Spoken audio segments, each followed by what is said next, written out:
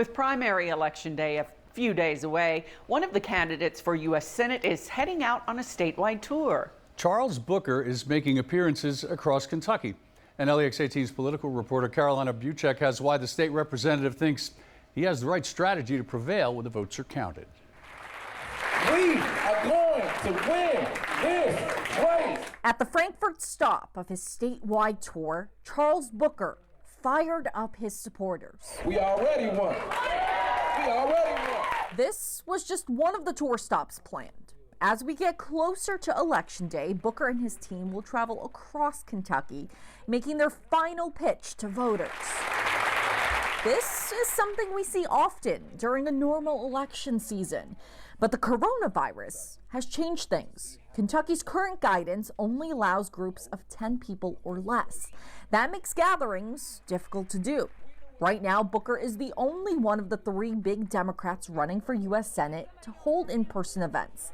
He's also marched alongside protesters in Louisville demanding change.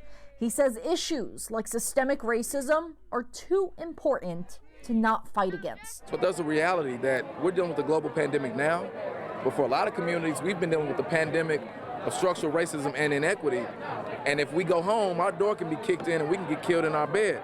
So we don't have the luxury of just staying home and waiting.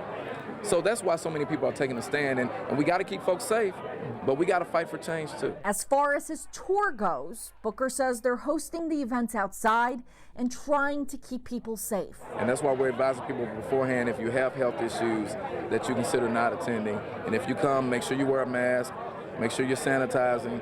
We're trying to make sure we keep folks safe, but we do realize we're dealing with a time that is unprecedented. And folks are fired up. They're in the streets anyway. They need leadership that's going to be there with them and not just preach at them. And so I'm standing for Kentuckians. Booker has a few more days of tour stops planned. In Frankfort, Carolina Buchek, LEX18 News.